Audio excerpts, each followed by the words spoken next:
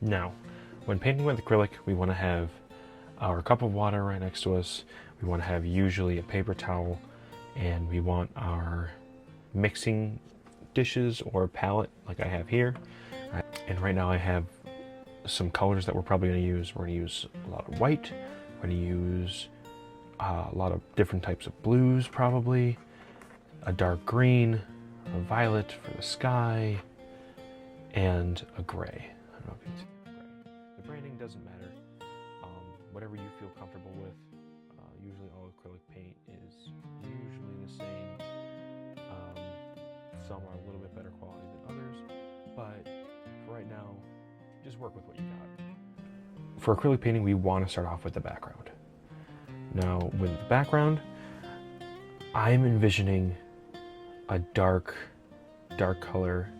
Starts off up here, that then proceeds to get a little lighter as it comes down. Okay, so when mixing colors, I sometimes like to put some of the paint right on the canvas, especially if, like, with backgrounds, it kind of saves a lot of time and saves paint. Since we're kind of just going with the flow here, I really want a violet, a gray to violet background. Dab here, dab here, dab here. Now with acrylic paint, brush strokes are super important. The way I want the viewer to see the texture of the paint is important to me. To me as an artist and as a teacher, not only like the feel of it being a painting, but it gives the painting emotion. So now if you notice, I'm going over all the spaces I know that are going to be that color, because once we get done with this color, it's going to be hard to get it again exactly. That's the fun thing about acrylic. You can always go over. There's nothing wrong with it. If we're missing a spot, that's fine. But right now, you see I'm working my way down. I'm not just going all willy-nilly everywhere. I'm working my way down. Kind of see it's going from like a darker color to a lighter color, right? Now with acrylic paint, it's always important to rinse your brushes. So I'm doing like a rinse, and then wiping it off with a paper towel. One more time, rinse. Kind of drip the water off the side. And then you're gonna pinch the brush, pull it towards the end. You don't wanna like smush it down and kind of like flatten it, because that's how you ruin the brush. So you wanna kind of pinch it at the base of the bristles and pull off the paint. I got the background done. What's the next step? The next step, part of the background, is my trees, my tree line. So when doing the tree line, I'm gonna put my paint on the side here. It's gonna be not applied to the canvas right away. I'm going to take my paint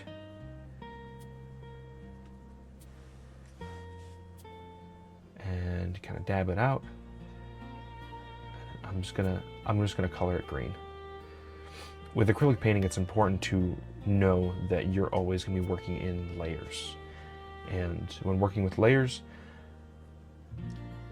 you can ask yourself, or you can ask the teacher, you can ask me, what's layers, right? If you're not an artist, you might not be familiar with layers or the layering technique.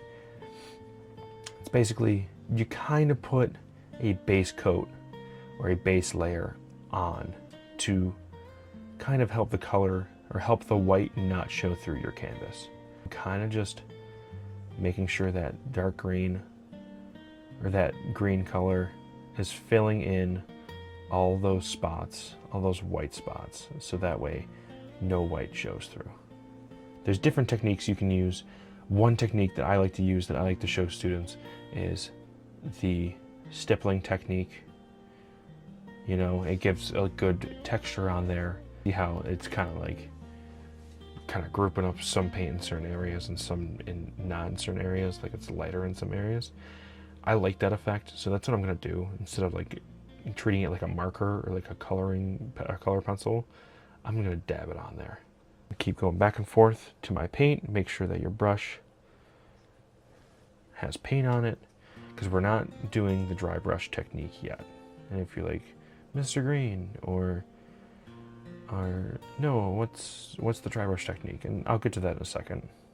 So just reminding you, the layering technique is putting another paint layer on top of another one. So putting paint layers on top of one another, I should say. And get rid of all those white spots that we don't want. I was told by an art teacher of mine a long time ago, the farthest point, or the vanishing point, is gonna look naturally darker. So this is my vanishing point. This is where I wanted the road to kind of go to, right? So I'm gonna put just more, I'm just gonna layer more dark green on there. And as they come out, I'm gonna do less dark green.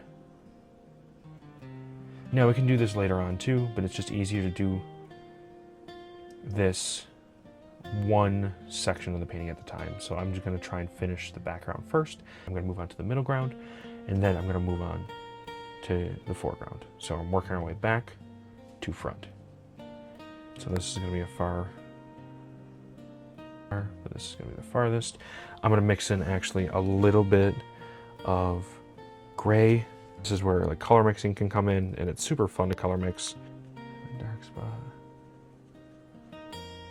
I still want some dark areas up here to show that there's some light that's getting trapped back there in the deep dark woods. But then the feel for this painting, I don't want it to be like too scary or spooky. I just kind of want it to be relaxing almost. So there's the dark point.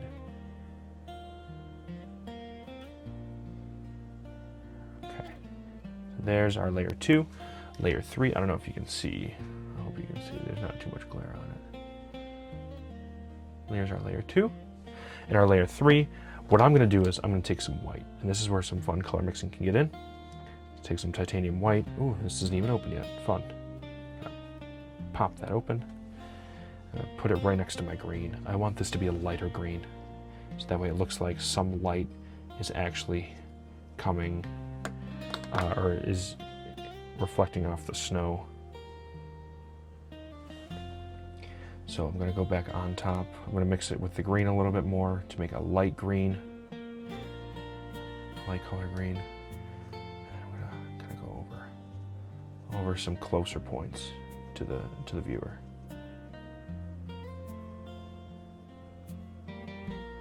Now, when mixing colors, you might want to take a dip of water and kind of mix your acrylic paints. They mix a lot easier, and they get applied to the painting a lot easier as well. So it's okay to put a little bit of water on there. Water, in fact, makes the paints last a little longer on your palette. Like if you're running out of a certain color and there's only like a little bit left, don't be afraid to take dip your brush in the water and then go back to the palette or the mixture that you have, and it can like make that color last a little longer. So now I have the dark greens. Those are supposed to be like spruce trees or evergreens. I'm gonna go back in the dark color and kind of just touch up spots that I want to be darker. Like I said before, you can go back into this however many times you want. That's the best part about acrylic, is you can always go over it, always add more to it. But for right now, I think this kind of sums up the background step. There. Alright, I'm gonna rinse off my brush. There we go, there's our background step. If we want to go back in with the fine brush and like do actual like trees or tree details, we can do that too. But this is just a generalization of like how to do this and how to set this up as a painting.